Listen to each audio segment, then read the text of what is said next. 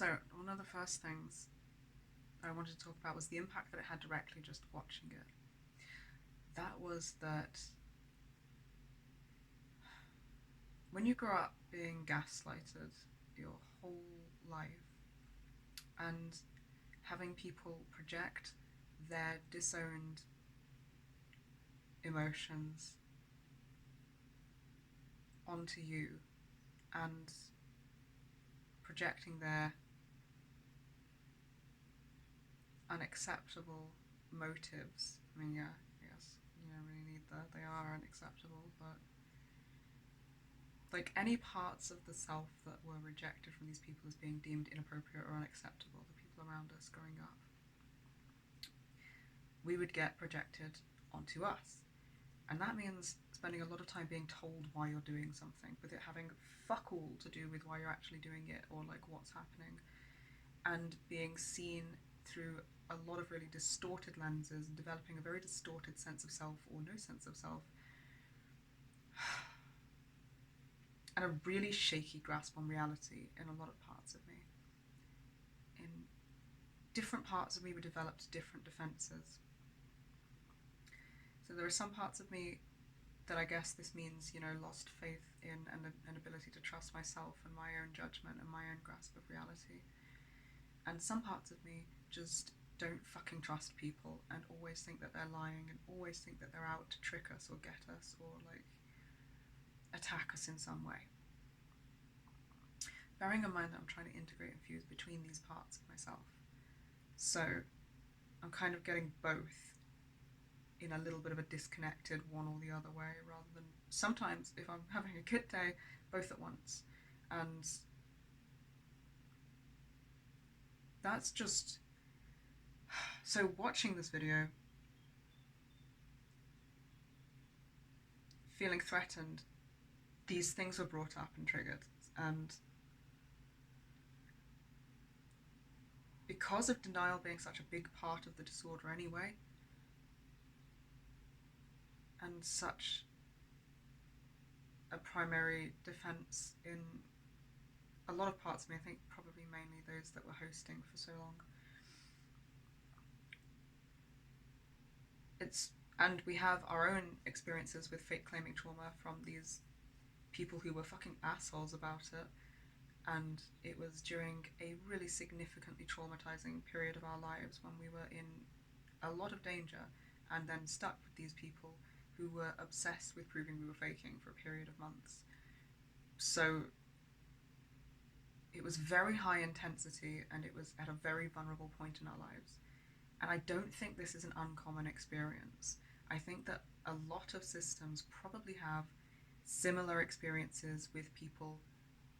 People get really pissy about this, for some reason. I don't know why. Maybe they feel threatened. Nothing makes it acceptable and they can all fuck off. But either way, people tend to accuse systems of faking symptoms or amplifying symptoms a lot in our experience. And when that's not what you're doing, and this is just how things are for you, that is a really damaging dynamic to be faced with. It's like we've spent a whole childhood and a whole lifetime being unseen and having our motives misassumed to be more Machiavellian and more untrustworthy than they are anyway, by people sort of projecting their own type of motives on us and then telling us that that's what we're doing and how we're acting, and gaslighting us when we try to disagree. That I think those are all probably likely kind of common experiences for a community of people who have endured so much trauma. I'm not saying everyone's experience is the same. It's not. It's really vastly different, hence how the presentation can be so fucking different. But I think these things are not unheard of. I think they're probably more common than not. So when you watch a video and the speaker in it is in your subconscious, whether or not you consciously realize, you will recognize him as being in a position of power because he is accredited, he has studied. The thing is, that doesn't mean that he's correctly identified all factors of what he's studied or that he's always going to be right about everything by any means. It's been a long time until professionals who studied autism could even identify it in women.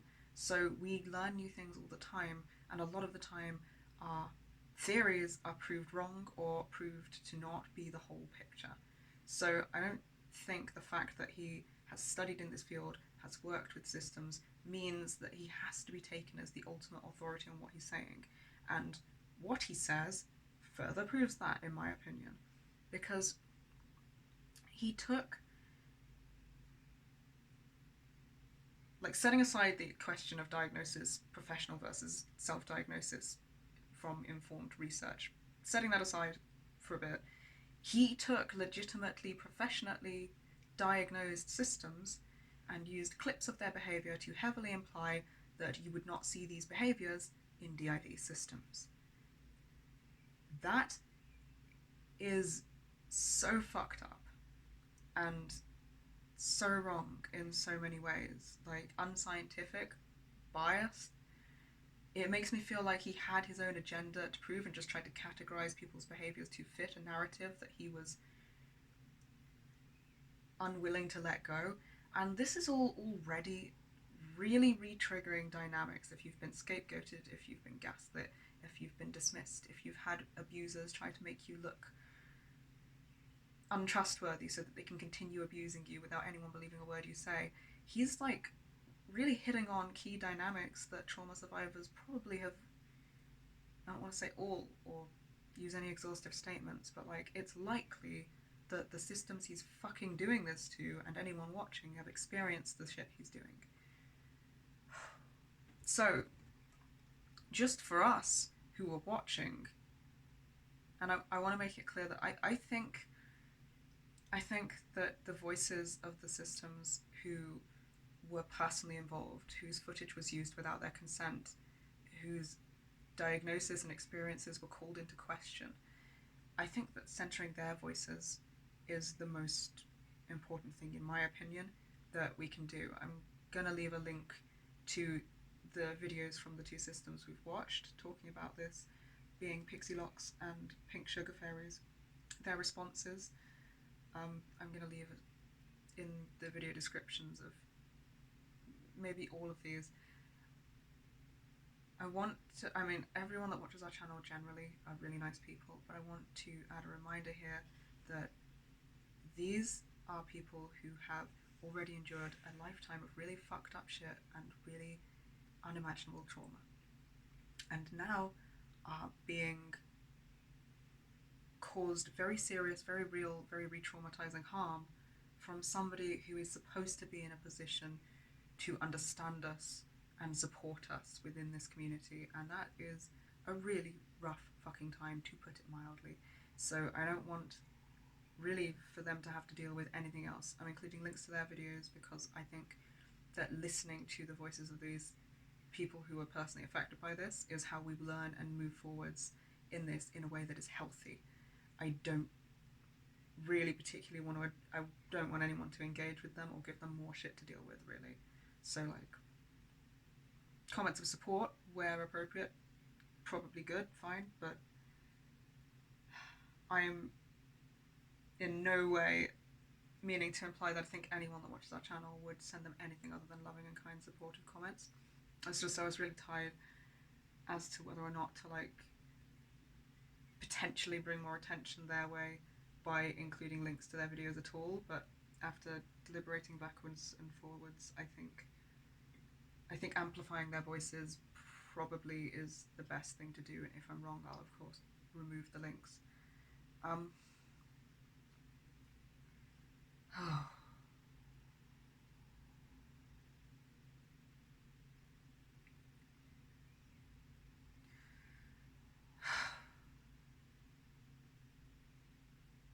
think they made some incredible points, and I'm really impressed with the fortitude that it took for them to stand in their defense and in defense of DID systems everywhere by using their voices to speak out about the treatment they received and the danger they've been put in and the harm that's been caused. and they shouldn't fucking have to. This is just disgusting treatment from a supposed professional who should understand the risks.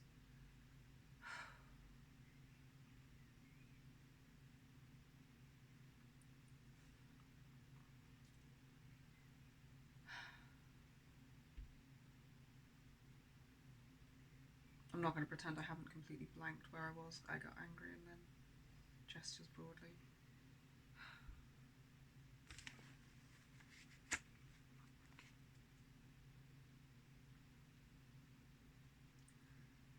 There we go. So what happened to us personally, feeling threatened, then invoked these myriad of defenses, different defenses for different parts, and that's just thinking of parts of me. There are a lot of other people in the system who have also been impacted in similar and different ways. So I start to get hit with denial through all of our experiences being re-triggered through the things he's doing and saying, and the sort of toxic comparison, which is something that has been a massive feature of our lives, and again probably very similar in terms of how adults treated us growing up, and now exists as like an internally critical monologue constantly. There's always this system of comparison and of perfectionism that got really highly engaged after watching his talk.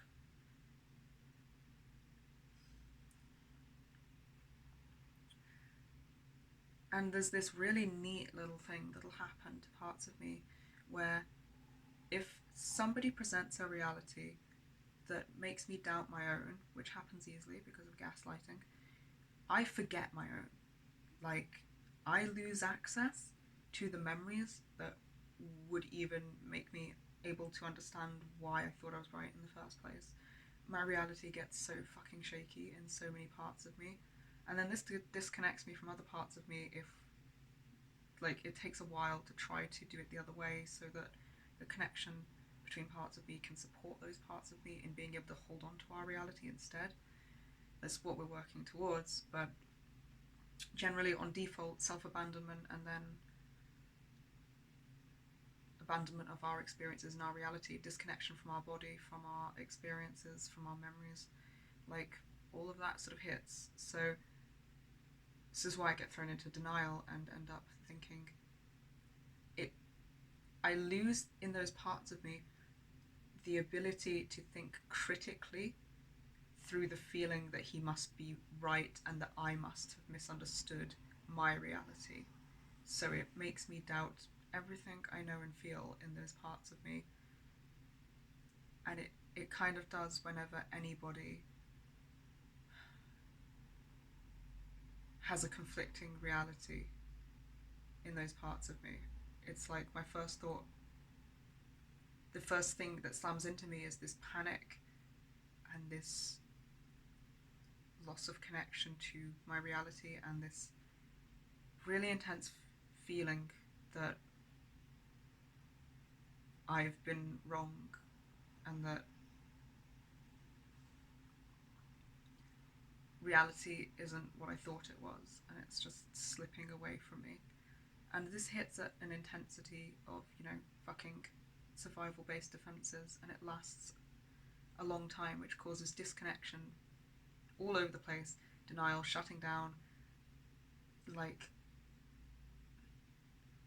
and withdrawing from each other, from people that we're talking to, from increase of toxic shame. And it's really just been like being on the fucking spin cycle inside a washing machine.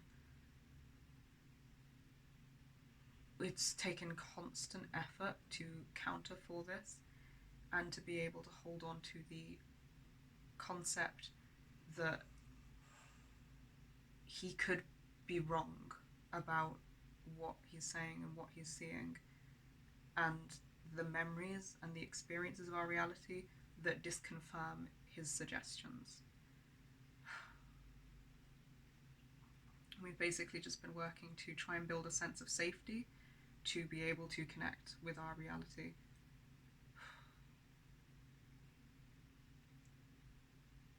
through all of this.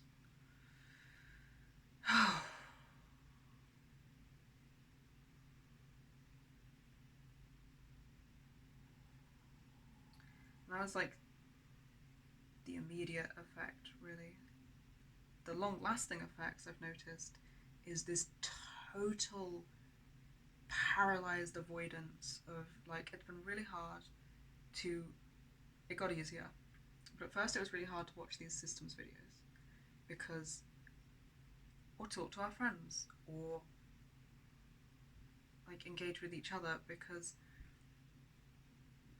it's like this lens comes down and cannot be fucking shifted. So everything that I'm seeing us do, feel, say, think is suddenly, and I want to make it clear, I'm not doing this. This just happens. This is just a process.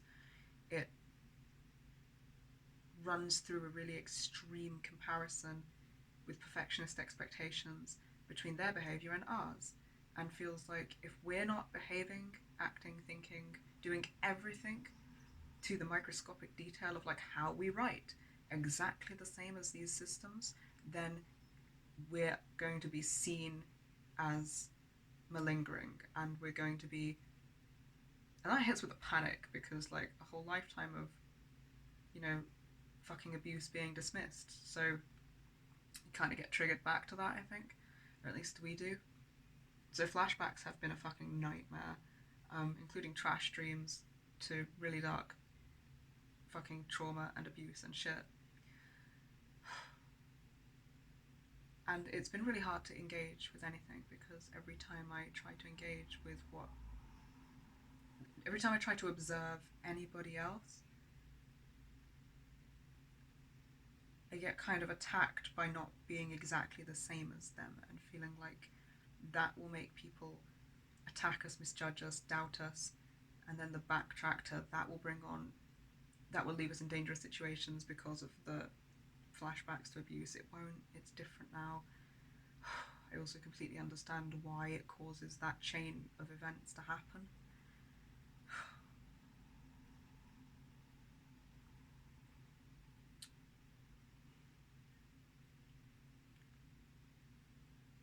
And then there's just like this really unhealthy kind of shutdown, like this, because it's like I start to inhibit myself, and everything that we're saying and doing feels wrong and unacceptable,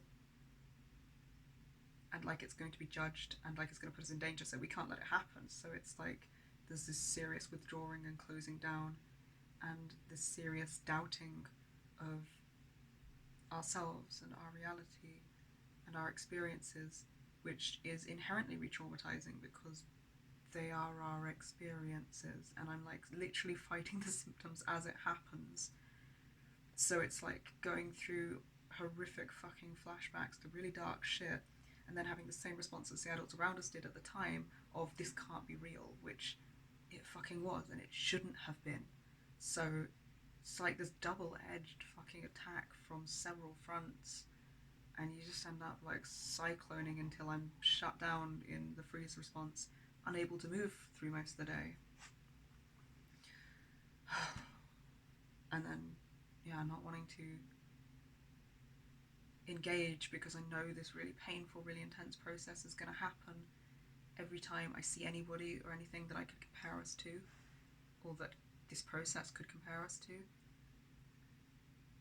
So there's this withdrawing, and especially when seeing comments that are like, I've seen people say things like, oh well, if you're not faking, what do you have to worry about, or like, why is this threatening to real systems? And it's like, because that's assuming that this professional has actually correctly identified who is faking, and or who has inhibitive DID, and which cases of DID are actually DID, which clearly he has not, because at least 2, 3, I think, of the systems he used, if not all of the systems he used in the clips, I just don't know, were professionally diagnosed. So he has used the behaviour of professionally diagnosed DID systems to say you won't see these behaviours in DID systems. That means that if any system, or people questioning whether they could be a system, watch his video and his lecture, with all of the defences and all of the gestures broadly that I've just mentioned, it's going to make you shut out your own reality very easily, because these are things we have had to do our whole lives to survive our whole lives. It's like playing directly into the trauma dynamics that he should know about from the profession that he apparently is in, which is why I'm so fucking angry and horrified that it was done this way, because it's really easy to access more information about the systems in the content he used. I don't think, for the record, that he should have just grabbed anybody's. I don't think he should have used. I think it should have been anonymized if he was going to use actual behaviour footage. But I have a problem with him doing that in the first place, because the only way I think you could actually use footage and behaviour and say, you're not going to see this in. I don't think it's a good idea to do that. Because it's like he just took one or two behaviours per clip and was like, you're not going to see this. But they're taken out of context without the full range of context that he could have accessed to research them and didn't, that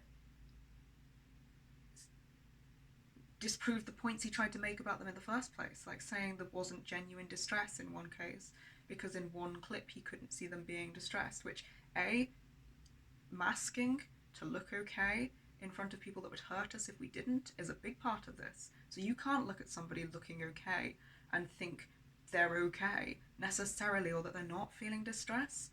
And then also, I'm sure they have plenty of other videos that show that they have distress from their symptoms, but he didn't look at any of those and just included it to say we don't see behaviours like this in clinical setting. And yes, the video contained a disclaimer saying I don't know anything about these systems, but that's not taking accountability when you say in words, I don't know this and I can't diagnose somebody, but then you go on to use their behaviour to heavily imply that they're faking the disorder that they're diagnosed with.